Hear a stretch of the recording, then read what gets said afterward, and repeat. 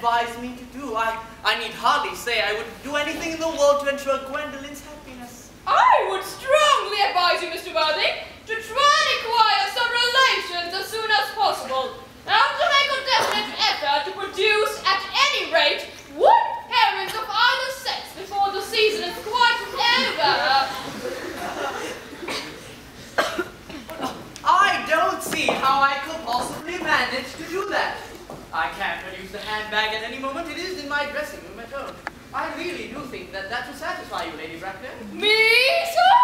What has it to do with me? I can hardly imagine that Lord Bracknell and myself would dream of allowing our only daughter, a girl brought up with the utmost care, to marry into a cloakroom and form an alliance with a parcel. Good morning, Mr. Worthing. Good morning. Stop playing that tune, Algie. How idiotic you are.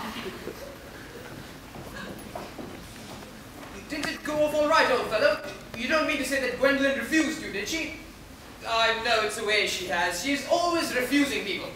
I think it most ill-natured of her. Gwendolen is as right as a trivet. As far as she's concerned, we are engaged.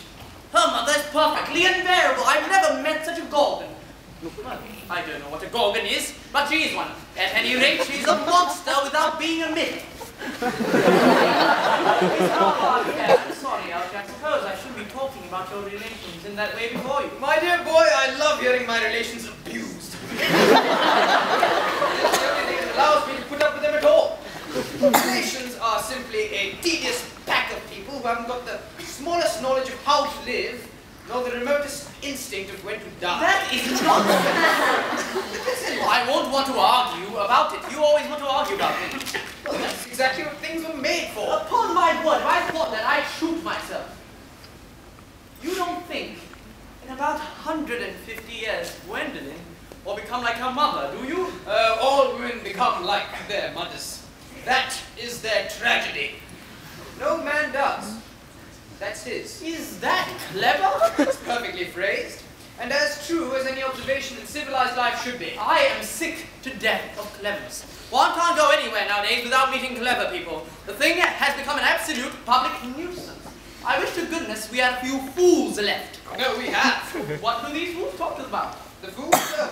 They talk about the clever people, of course. By the way, have you told Gwendolen the truth about your being Earnest in town and Jack in the country? Oh, the truth isn't the sort of thing one tells to a nice, sweet, refined girl. What extraordinary ideas you have about how to treat a woman. The only way to treat a woman is to make love to her if she is pretty, and to someone else if she is plain. That is nonsense! Isn't. And what about your brother Earnest? Well, by the end of the week, I'll have him gotten rid of. I'll say he died in Paris of apoplexy. A lot of people get carried off quite suddenly by apoplexy now, don't they? Well, yes, but it's hereditary. It's the sort of thing that runs in families. You'd much better say a severe chill. Okay, you're quite sure severe chill isn't hereditary or something like that? Go on, all right. By the end of the week, I will have been gotten rid of my brother Earnest. He will have died in Paris of a severe chill. That gets rid of him. But I thought you said that Cecily was a little too attached to your younger brother. Won't she feel his loss a great deal? Oh, Cecily is not a silly romantic. She's got a capital appetite, goes long walks, and pays no attention at all to her lessons. I should rather like to meet Cecily. I will take very good care you never do. Cecily is excessively pretty and only 18. Have you told Gwendolen yet that you've got an excessively pretty ward who's only just 18? One doesn't blurt out things like that. Cecily and Gwendolen are meant to be great friends. I bet you in half an hour after they've met, they will be calling each other sister. Women only do that when they've called each other a lot of other things. Now, if we want to get to the table at Willis's, we really must go and dress. Do you know, it is almost 7. Well, it's always almost 7. Well, I'm hungry. I never knew a time when you weren't. What shall we do after dinner? Shall we go to a theatre? No, I loathe listening. Well, we might go to the club then. I loathe talking. We might trot around to the Empire at 10. No, I can't bear looking at things. It's so silly. Well, then what shall we do? Nothing. Nothing. It's awfully hard work doing nothing.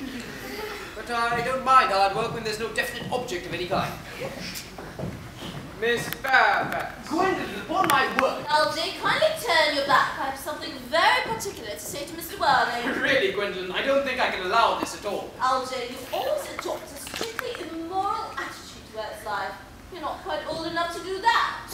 Gwendolen, darling. Ernest, we may never be married. From the expression of Mama's face, I fear we never shall. Few parents nowadays pay any regard to what their children say to them. The old-fashioned respect for the young is fast dying out. Whatever influence I had over Mama, I lost at the age of 3. No, she may prevent us from becoming man and wife, and I may marry someone else, and marry often. Nothing that she can possibly do can alter my eternal devotion to you. My own wife. The story of your romantic origins as related to me by Mama, with them pleasing comments, has naturally stirred the deeper fibers of my nature. Your Christian name has an irresistible fascination. The simplicity of your character is exquisitely incomprehensible to me. Your town address in Albany I have. What is your address in the country?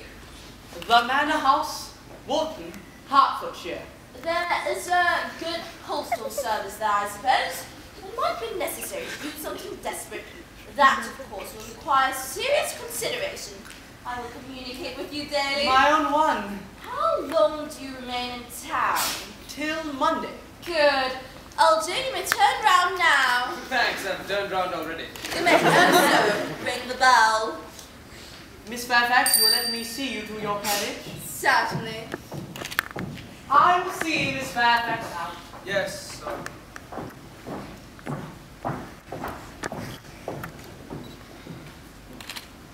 A glass of sherry, Lane? Yes, sir.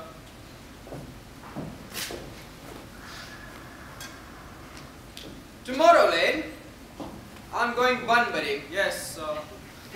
You can hang up my Bunbury suits, my smoking jacket. Yes, sir. I hope tomorrow will be a fine day, Lane. It never is, sir. Lane, you're a perfect pessimist. I do my best to give satisfaction, sir. There's a sensible, intellectual girl if I ever saw one, the only girl I ever cared for in my life. What on earth are you so amused at? I'm a little concerned about poor Mr. Bunbury, that's all. If you don't take care, Bunbury is going to get you into a serious scrape one day. Oh, I love scrapes. They're the things that are never serious. That is nonsense. You never talk anything but nonsense. Nobody ever does.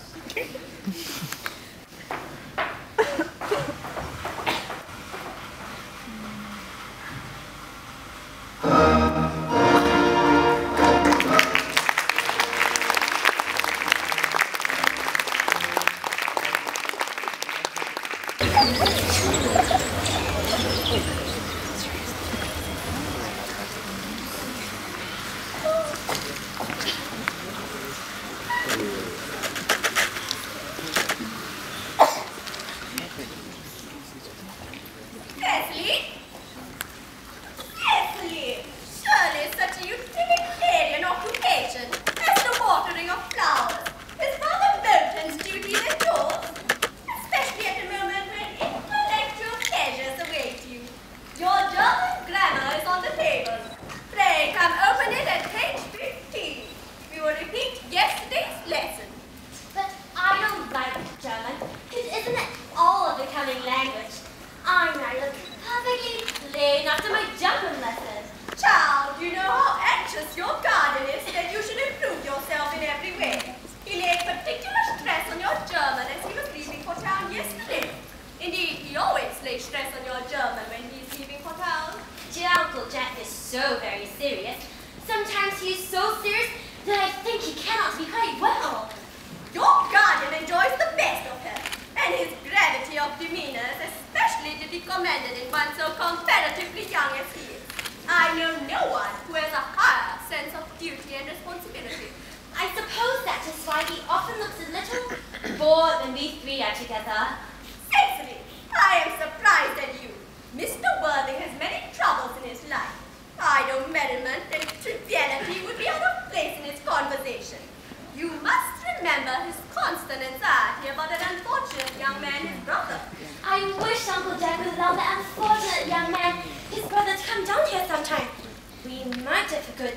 influence over him, Miss Prism. I am sure you certainly would. You know German and geology, and thinks that kind influence a man very much. I do not think that even I could produce any effect on a character that, according to his own brother's definition, is irretrievably weak and vacillating. Indeed, I am not sure I would desire to reclaim him. I am not in favor of this modern mania for turning bad people into good people at a moment's notice. As a man sows, so let him reap. Cecily, you must put away your diary. I really don't see why you should keep a diary at all. I keep a diary in order to enter the wonderful secrets of my life. If I didn't write them down, I should probably forget all about them. Memory, my dear Cecily, is the diary that you all carry about with us. Yes, but it usually chronicles the things that have never happened and couldn't possibly have happened. I believe that memory is responsible for nearly all the 3-volume novels that Muley sends us. Do not speak slightingly of the 3-volume novel, Cecily. I wrote one myself in earlier days. Did you really, Miss Prism? How wonderfully clever you are. I hope it did not end happily. I don't like novels that end happily. They depress me so much. The good ended happily and the bad unhappily. That is what fiction means. I suppose so, but it seems rather unfair. And was your novel ever published? Alas, no. The manuscript, unfortunately, was abandoned. I use the word in the sense of lost or mislaid. Your work, child, these speculations are profitless. But I see dear Dr. Chasuble coming up through the garden.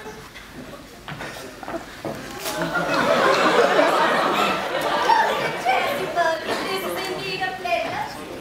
And how are we this morning? Miss Prism, you are, I trust well. Miss Prism has just been complaining of a slight headache. I think it would do her so much good to have a short stroll in the park with you, Dr. Chasuble. Cecily, I have not mentioned anything about a headache. No, dear Miss Prism, I know that. But I felt that instinctively. Indeed, I was thinking about that and not on my German lesson when the rector came in. Well, I hope, Cecily, you're not inattentive. Oh, I am afraid I am. That is strange. Well, I'm fortunate enough to be Miss Prism's pupil. I would hang upon her lips.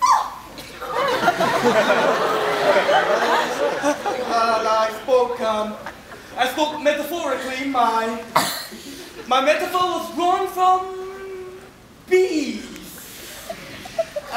Mr. Worthing, I suppose, has not returned from town yet. We do not expect him till Monday afternoon. Ah, yes. He usually likes to spend his Sundays in London. He is not one of those who so aim his enjoyment, as by all accounts that unfortunate young man his brother seems to be.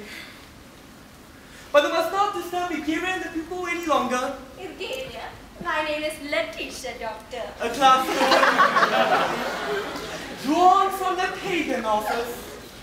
I shall see you both, no doubt, at evensong. I think, dear Doctor, I will have a stroll with you. I find I have a headache after all, and a walk might do it good. With pleasure, Miss Prism, with pleasure. We go as far as the schools and back. That would be delightful. Cecily, you will read your political economy in my absence. The chapter on the fall of the rupee you mail me. It is somewhat too sensational. Even these metallic problems have their melodramatic side. Horrid political economy, horrid geology, horrid German. Mr. Ernest Worthing has just driven over from the station and has brought his luggage with him. Mr. Ernest Worthing, B for the Albany W. Uncle Jack's brother! Did you tell him Mr. Worthing was in town? Yes, miss. He seemed very much disappointed. I mentioned that you and Miss Prism were in the garden. He said he was anxious to speak to you privately for a moment. Ask Mr. Worthing